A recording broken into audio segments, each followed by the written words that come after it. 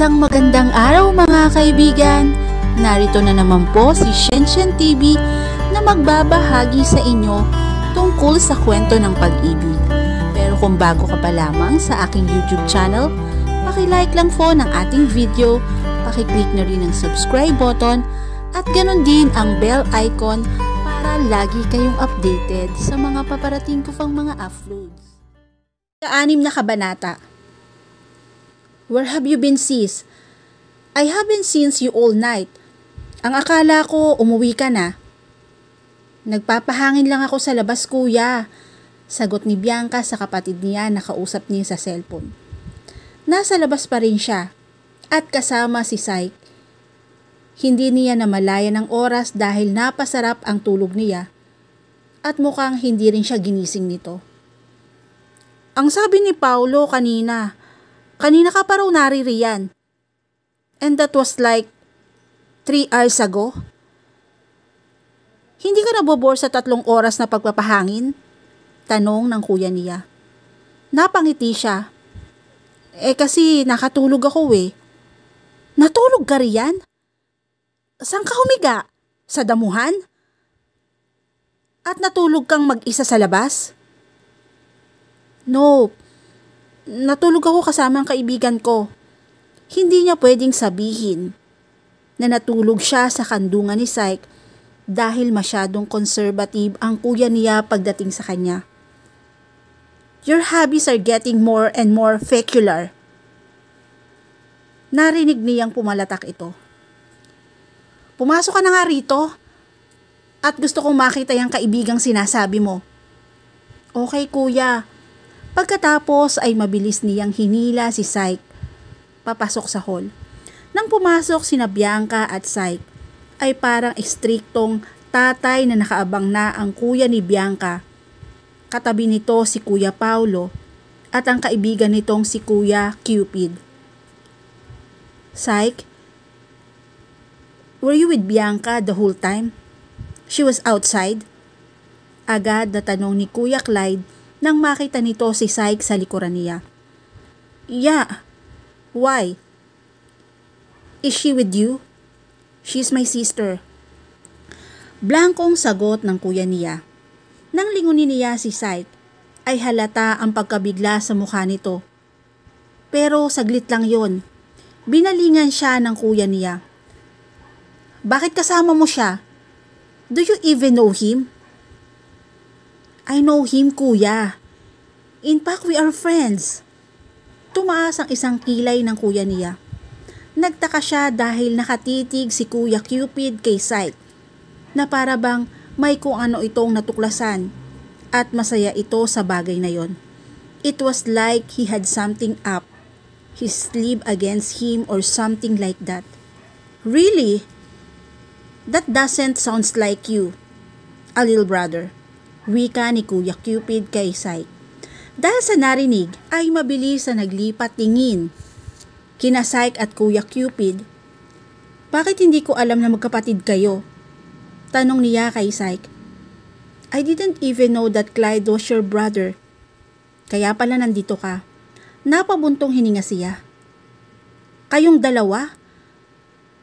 Magkaibigan lang ba talaga kayo o may nabubuo ng pagtitinginan sa pagitan ninyo? Tanong ni Kuya Clyde sa kanya. We are just friends. Agad na sagot niya. Tumango si Syke. You finally found another friend to add to your almost dying list of friend, ha? Lumapit si Kuya Paulo sa kanya at tinapik ang balikat niya. After 3 years, you actually made a friend. It would have been easier and less stressful if she had picked a girl instead, sabi ni Kuya Clyde. Itinirik ni Bianca ang kanyang mga mata. Oh, come on kuya. It's not as if we end up falling in love with each other in the middle of our friendship or be sex buddies in the future. Umawang ang mga labi ng mga kausap niya. Namutla si Clyde, samantalang napailing si Kuya Paulo. Ang kuya ni Syke ay nagpipigil ng tawa habang nakatingin sa kanila. Syke doesn't need a sex buddy. He has a lot of women. who would happily grace his bed every time he needs them. Komento ni Kuya Cupid. He could even have the tree girl at a time if he wanted to. Dagdag naman ni Kuya Clyde nang makahuma ito sa sinabi niya kanina. Nasubukan mo na ba yon, Psyche? Gusto tuloy niyang magtakip ng mga tenga sa pinag-uusapan ng mga ito. Binalingan niya si Psyche. You are a perv, Psyche. I'm not a perv. I'm just a man. Nagkatinginan ang tatlong doktor at sabay-sabay na tumawa. Nagsusulat si Bianca ng reviewer para sa long exam nila sa ecology. Nakikinig naman siya sa professor nila kapag ka nagle-lecture ito at nagpa-participate siya ng maayos tuwing laboratory period nila. Pero tila isang malaking dagok sa kanya ang intindihin ang pinag-aaralan nila. Hindi rin niya maintindihan ang sarili kung bakit bigla niyang pinilit si Psyche na makipagkaibigan sa kanya.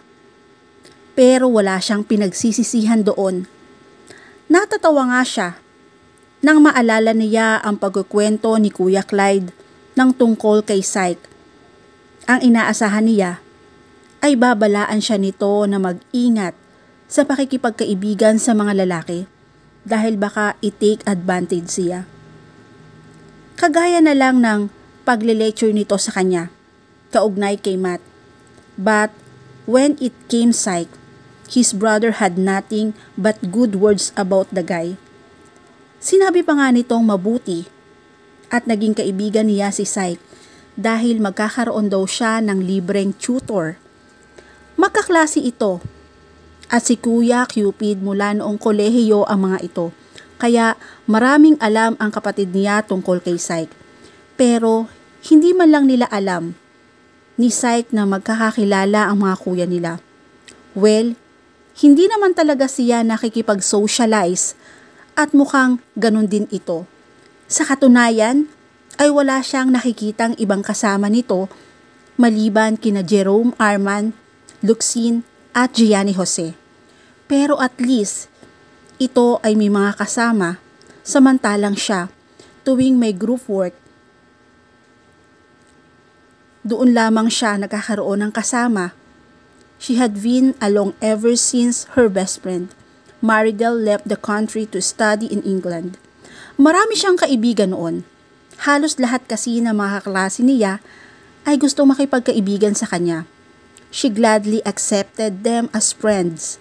Hanggang sa isang araw ay naulinigan niya na nag-uusap ang mga ito na itinuturing niyang kaibigan. Sinasabi ng mga ito na masama raw ang ugali niya. Mahilig daw siyang mambuli ng ibang bata kasi mayaman ang pamilya nila. At binibili raw niya ang mga grades niya para makapasa siya. One of her so-called friends even suggested bullying her in class na nangyari kinabukasan. She felt her world turn upside down when she saw lies about her written on the board. At biglang pumasok ang isang grupo ng mga babae at kumanta ng bully song. She even remembered fragment of the lyrics. Those things might sound petty, but to Bianca's 12 years old fragile heart, it was something hag. Iniyakan niya ng isang linggo ang bagay na yon. At hindi rin siya pumasok sa klase ng ilang araw.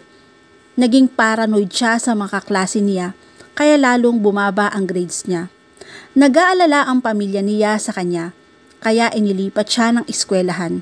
Pero hindi na nawala ang trauma niya. Tumungtong siya ng high school, ay dala-dala pa rin niya ang bagay na yon. Kaya hirap na siyang makipag-interact sa mga kaklase niya. Noong first year siya ang pinakatahimik sa klase. Nang makilala niya si Maridel, ay unti-unti niyang binuksan ang sarili at tinanggap ang pakikipagkaibigan nito. Halos isang taon din ang lumipas bago niya tuluyang kinilala si Maridel bilang isang kaibigan. Pero sa kabila niyon, hindi pa rin siya basta-basta nagtitiwala. Naputol ang pag-iisip ni Bianca nang tumunog ang cellphone niya. Hindi nakaregister ang numerong tumatawag sa kanya, kaya Hindi niya sinasagot yun. Pagkatapos ng ilang segundo, ay muling tumunog yun. Sa pagkakataong iyon, ay inireject niya ang tawag.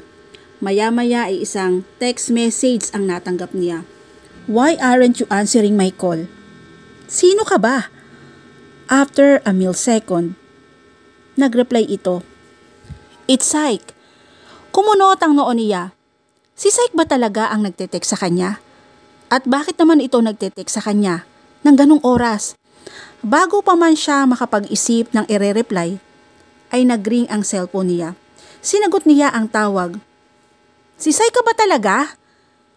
Bakit? May ibang lalaki pa bang gugustuhin na maging kapangalan ko? Sigurado akong wala. Napangiti siya na makilala niya ang pamilyar na boses nito.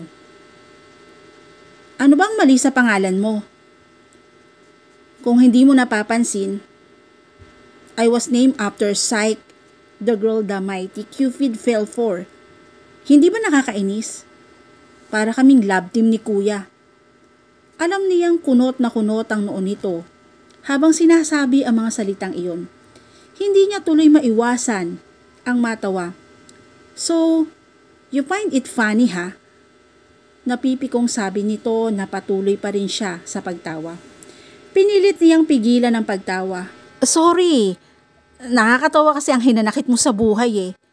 Trust me, mas mamumroblema ka kung Maria Clara ang ipinangalan sa'yo at Crisostomo Ibarra ang pangalan ng kuya mo. Mas masagwa yun, hindi ba? Saglit na natahimik ito sa kabilang linya. Pagkatapos ay narinig niya ang mahinang tawa nito. Natawa rin tuloy siya. So, nakakaistorbo ba ako? Oo. Tumawa ito ng marahan. Good. Tumaas ang isang kilay niya. Anong good doon? Ang naistorbo kita? Masaya ka dahil naistorbo mo ko, ganon. Pwede. Parang ganon na nga. Napabuntong hininga siya. Ang sarap mo talagang sipain. Akala ko ba may karapatan na akong istorbuhin ka dahil magkaibigan na tayo? I'm just exercising my right, katwiran ni Syke. Natampal niya ang noo. Sinabi nga pala niya yon, but that was just supposed to be an example na tinutuon namin ito. Oo na, pero pwede ba sa ibang araw ka na lamang mag-exercise ng right mo? Kailangan ko kasing tapusin ng reviewer ko eh. Kailan mo ba kailangan ng reviewer na yan? Bukas na nga. Ilang saglit itong tumahimik sa kabilang linya. Maya-maya ay narinig niyang bumuntong hininga ito. Matulog ka na, late na. Gumagawa pa nga ako ng reviewer, hindi ba? Paalala niya. Ako na ang gagawa ng reviewer mo. At ako na rin mismo ang magre-review sa'yo bukas. Umawang ang mga labi ni Bianca. Wag na. Wag na. Kaya ko na to. Ayaw niyang isipin na inaabuso niya ito kahit na natutukso siyang tanggapin ang alok nito. Magkaibigan tayo, hindi ba? May karapatan ka ng abusuhin ang henyo kong utak. Kaya matulog ka na at ako na ang bahala sa reviewer mo. Pero no bats. Just sleep, okay? But don't end the call yet. Bakit? Because I want to make sure that you are really asleep and that you are not just making excuses to get away from me. Bakit ko naman gagawin yon, Aber? Ewan ko. Ewan ko dyan sa matigas mong ulo. Sige na, matulog ka na. I won't end this call hanggat hindi ko naririnig ang mga hilik mo. Itinirik niya ang mga mata. Wala kang maririnig kasi hindi ako naghihilik, ano? O sige na. Narinig na lamang niya ang mahinang pagtawa nito. Ipinatong niya ang cellphone sa tabi ng una niya at inilagay yon sa loudspeaker. Ilang saglit lang siyang nakatingin sa gadget at hindi niya maiwasang isipin ang lalaki sa kabilang linya. Matulog ka na, wika ni Syke. Mukhang seryoso nga ito sa sinabi nitong hindi nito puputulin ng tawag hanggat hindi pa siya natutulog. Paano mo naman nalamang gising pa ako? Sagot niya. Narinig niyang bumuntong hininga ito. Obviously, dahil sumagot ka, nakangiting napailing siya. Sinusubukan lang pala kita. Ang ingay mo kasi kaya hindi ako makatulog. Fine. I won't talk until the next 30 minutes. Kapag kagising ka pa rin. Tumaas ang isang kilay niya sa pabirong pagbabanta sa boses nito. Anong gagawin mo? Ilang saglit itong natahimik. Sekreto muna. Ewan ko sa'yo. Hindi na ito nagsalita, kaya inakala niyang nagsisimula na ang 30 minutes countdown nito. Pagkalipas ng 10 minutong pagkakahiga, ay dinalaw siya ng antok. Sumasara na ang mga mata niya nang marinig niya ang boses ni Syke. Bianca? Inaantok na tugon niya. Half of her had almost drifted off to sleep pero kalahati pa rin ang kamalayan niya ay nasa lalaki sa kabilang linya at naghihintay sa anumang sasabihin nito.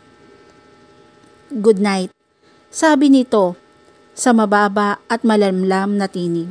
Nang marinig niya ang salitang yon, ay nakangiting nagpatangay na siya sa antok. Napatingin si Bianca sa wristwatch niya. 10 minuto na lamang at tapos na ang klase niya para sa araw na yon. Nagtaka siya nang may marinig na ingay sa labas ng classroom nila. Kadalasan ay hindi ganon kaingay ang mga estudyante sa kabilang silid.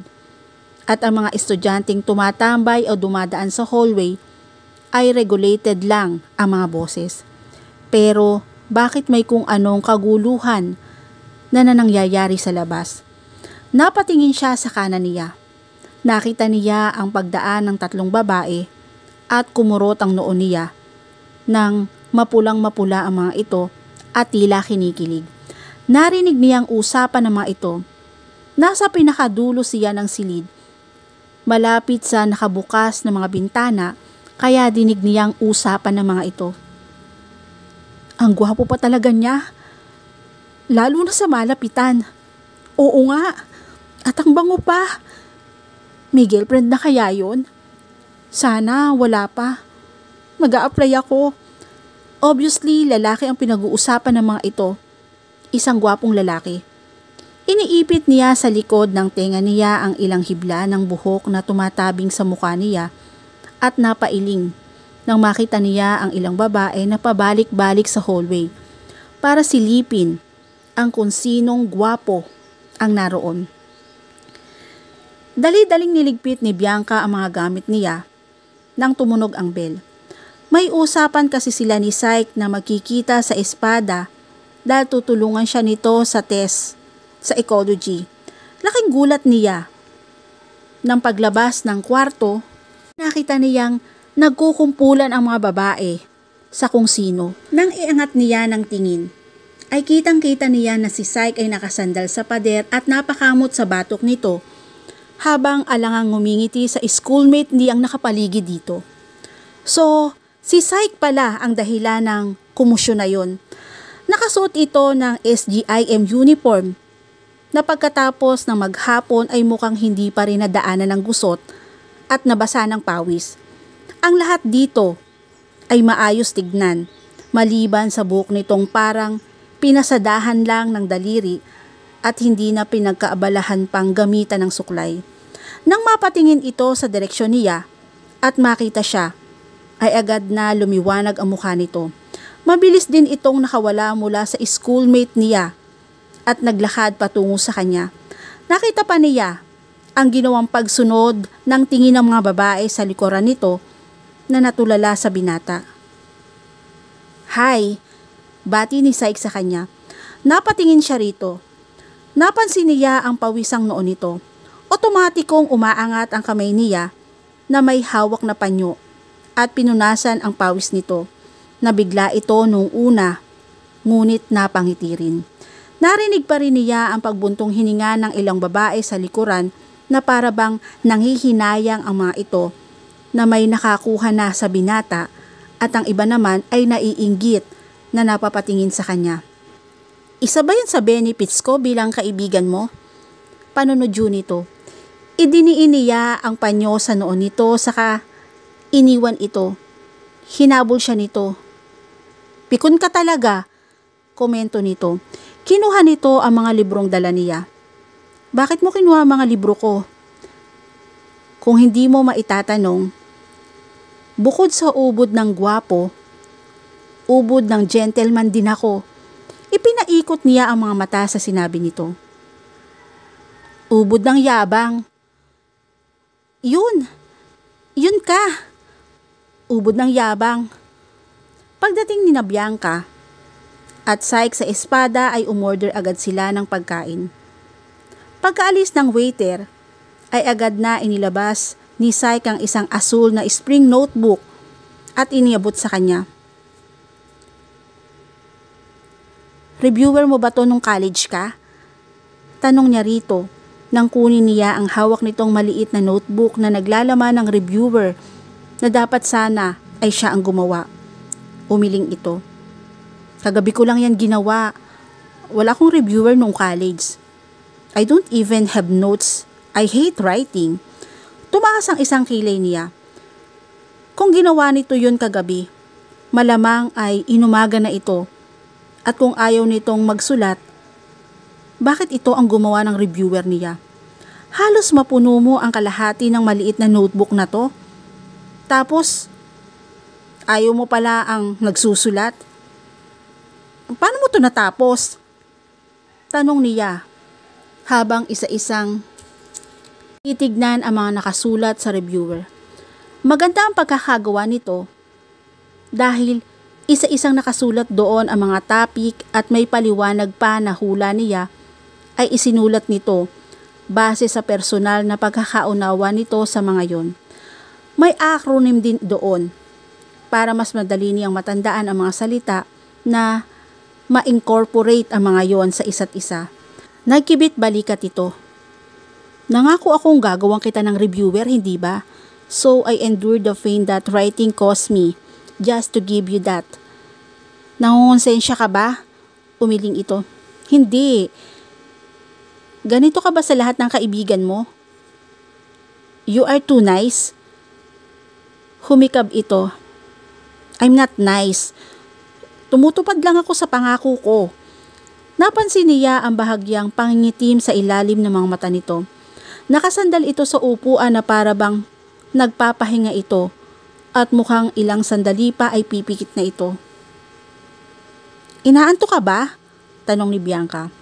Tumango si Syke. Kinusot nito ang mga mata at humikab uli. Hindi ako nakatulog eh. Hindi ko inakalang matagal palang gumawa ng reviewer. Hindi rin ako makatulog sa klase kanina kasi may exam kami. Nanlaki ang mga mata niya. May exam kayo? Tapos nagpuyat ka pa para lang sa reviewer ko? Natampal niya ang noo. Syke naman eh. Papagalitan ako ni Kuya Cupid sa ginagawa mo.